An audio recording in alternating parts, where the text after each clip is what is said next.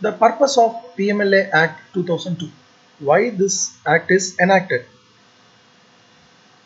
The very purpose of this act is to prevent money laundering and to combat channelizing of this money into illegal activities and economic crimes like terrorism, etc. Also, this PMLA Act provides confiscation of property derived from money laundering. This gives power to the government to seize or forfeit any property derived from money laundering. Section 3. Section 3 deals with the person guilty of the offence. Section 3 says, whosoever directly or indirectly attempts to indulge or knowingly assist or knowingly is a party or is actually involved in any process or activity connected proceeds of crime, including its concealment, possession, acquisition or use or projecting or claiming it as untainted property, shall be guilty of offence of money laundering. So section 3 clearly says who is found to be the guilty of offence for money laundering. The person who is assisting the crime, assisting in money laundering is also found to be guilty of offence. Any person who is possessing the property derived from money laundering is also termed as guilty of offence for money laundering. And the punishment for money laundering. The person who is found to be guilty of money laundering is punishable under the Act for 3 to 7 years and fine up to 5 years.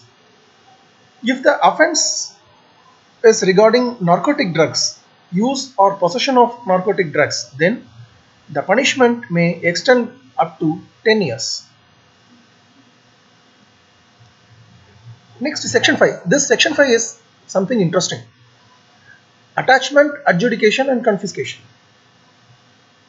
For any other act, this will be in this order: adjudication, attachment and confiscation. First judgment, then if a person is found to be guilty, then his property will be attached, then it will be forfeited by the government, confiscated by the government.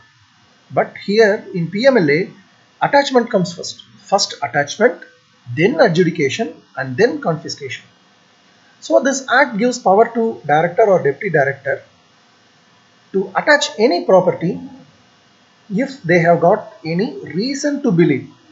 No proof is required, any reason to believe. See, section 5 clearly says that the director or deputy director appointed for the purpose of this section can attach any property if he has just reason to believe.